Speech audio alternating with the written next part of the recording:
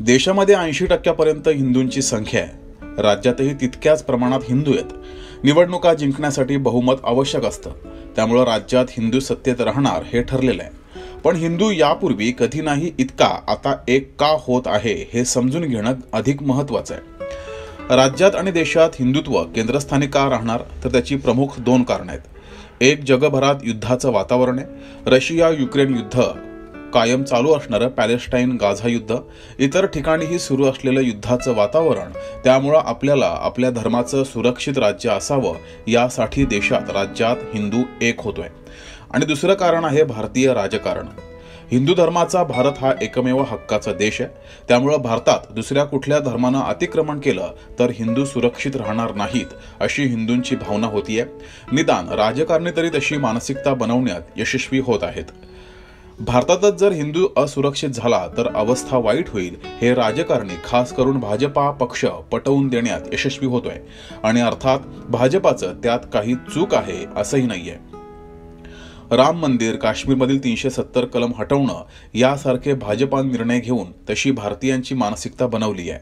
भारतीयांची हिंदुत्ववादी मानसिकता होण्यासाठी इतरही कारणं आहेत, पण ही दोन कारणं महत्त्वाची आहेत। राज्याच्या आणि देशाच्या राजकारणात पुढची किमान 10 वर्ष हिंदुत्व हे केंद्रस्थानी राहणार आहे आणि राज्यात देशात हिंदुत्ववाले राजकारणीच सत्ता करणार, मग तो पक्ष कुठलाही असू द्या। हिंदूंच्या विरोधात राजकारण केल्यास तो पक्ष सत्तेत राहणं अवघड आहे। विकास हा घटक दुय्यम असेल, खरं तर हे चुकीचं आहे। विकास केंद्रस्थानी असायला हवाय, विकास हा घटक पहिल्यांदा यायला हवाय। पण भारतीयांची अशी काय मानसिकता बनलेली आहे किंवा बनवलेली आहे की आधी हिंदुत्व नंतर विकास आणि इतर घटक हे ठरलेले आहे। हिंदुत्व केंद्रस्थानी कसं ते पहिले समजून घेऊ आणि त्यानंतर ठाकरेंचं कुठं चुकलंय, त्यांना आता यापुढे काय करायला हवंय ते समजून घेऊ। हा विषय समजून घेण्यासाठी थोडं मागे जावं लागेल। पहिल्यांदा 1992 मध्ये हिंदुत्वाची लाट देशात राज्यात आली होती। त्यानंतर 2014 नंतर मोदी लाट आली, भाजपा सत्तेत आला। देशात राज्यात तेव्हापासून भाजपाची लाट आहे आणि भाजपानं हिंदुत्व जनसामान्यांमध्ये व्यवस्थित रुजवलंय। राज्यात मात्र 2019 मध्ये एक नवीन घटना घडली। राज्यात 2019 मध्ये हिंदुत्ववादी भाजपा शिवसेना सत्तेत आली, पण उद्धव ठाकरेंनी मवियाचा नवा प्रयोग केला। तो भाजपाच्या जिव्हारी लागला आणि भाजपानं शिवसेना फोडली। जेव्हा ठाकरे पवारांनी मवियाचा प्रयोग केला तेव्हा ठाकरेंच्या भूमिकेचं कौतुक झालं। 2024च्या लोकसभा निवडणुकीत मवियाला राज्यात चांगलं यश मिळालं, त्यामुळे 2024 मध्ये मवियाच सत्तेमध्ये येईल असं वाटत होतं। निदान टफ फाईट होईल असं अनेक राजकीय अभ्यासकांचा अंदाज होता, पण निकाल पूर्णतः वेगळा लागला। त्यामुळे अनेकांनी ईव्हीएमवर शंका घेतली। 2024 विधानसभेच्या निकालावर विश्लेषण करताना ईव्हीएमवर बोललो तर विश्लेषण करता येणार नाही, त्यामुळे ईव्हीएम बाजूला ठेवून विश्लेषण करूयात। विधानसभेत भाजपला राज्यात प्रचंड यश मिळालंय। तेव्हापासून जे अभ्यासक ठाकरेंच्या मविया भूमिकेचं कौतुक करत होते ते आता ठाकरेंनी हिंदुत्व सोडून मोठी चूक केली असं म्हणू लागलेत। पण खरं तर राज्यात आणि देशात हिंदूचंच राज्य असावं आणि हिंदूच राज्य करावेत ही मानसिकता हल्लीच्या काळामध्ये अधिक बळकट झाली आहे। ठाकरेंनी हिंदुत्व सोडलंय अशी ठाकरेंवर टीका केली जाते, पण ठाकरेंनी खरं तर हिंदुत्व सोडलंय का हे समजून घेणं गरजेचं आहे। मुळात ठाकरेंनी हिंदुत्व सोडलंच नाहीये।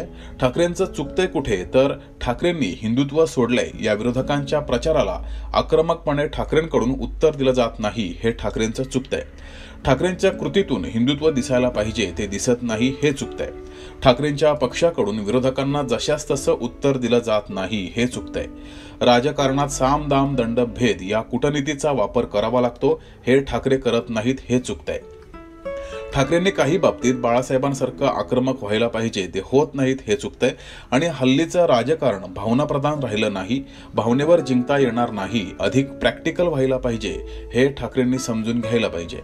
तसंच ठाकरे अधिक ऍक्टिव्ह होत नाहीत, तब्येतीच्या कारणास्तव असेल म्हणा, पण ऍक्टिव्ह व्हायला पाहिजे जे होत नाहीत हे चुकतंय असं अनेक राजकीय विश्लेषकांचं म्हणणं आहे। आता शेवटी उद्धव ठाकरेंनी काय करायला पाहिजे, तर राजकीय अभ्यासकांच्या मते ठाकरेंनी पालिका आणि स्थानिक स्वराज्य संस्थांच्या निवडणुकांसाठी स्वबळाचा नारा दिला आहे, तो योग्य दिलाय। आणि ठाकरेंनी हळूहळू आपली हिंदुत्ववादी भूमिका अधिक आक्रमक केली पाहिजे। देशातील कट्टर हिंदुत्ववादी पक्ष कोणते, तर त्यामध्ये भाजपा आणि ठाकरेंच्या शिवसेनेचं नाव परत यायला पाहिजे, इतकी कट्टर भूमिका त्यांनी घ्यायला पाहिजे। जसं पूर्वी शिवसेना कट्टर आणि आक्रमक हिंदुत्ववादी पक्ष होता तशी ओळख पुन्हा व्हायला हवी आहे, ती ठाकरेंना परत मिळवावी लागेल। उद्धव ठाकरे चाणक्य राजकारणी आहेतच, त्यांनीही अभ्यास केला असेलच, त्यांनाही आजूबाजूच्या वातावरणाचा अंदाज आला असेलच। शेवटी काय, राजकारण्यांनी जशी हवा बदलते तशी भूमिका आणि कृती बदलावी लागते। तोच राजकारणी राजकारणात टिकून राहतो, अन्यथा तो राजकारणी कोपऱ्यात पडतो, हा इतिहास आपल्या सगळ्यांना माहितीच आहे। आता भविष्य काळामध्ये उद्धव ठाकरे कोणती भूमिका घेतायत, भाजपा ठाकरे एकत्र येणार का, अशी ही जोरदार चर्चा मध्ये मध्ये सुरू असते। तसं भविष्यात होऊ शकतं का, तर हेही कुणी नाकारू शकत नाही, कारण राजकारणात काहीही होऊ शकतो। आता बघूया ठाकरे भविष्यात कोणती भूमिका घेतायत। तुमच्या मते ठाकरेंनी भविष्यात कोणती भूमिका घ्यायला पाहिजे, कमेंट बॉक्समध्ये नक्की कळवा आणि बघत राहा डी द डिस्कवर।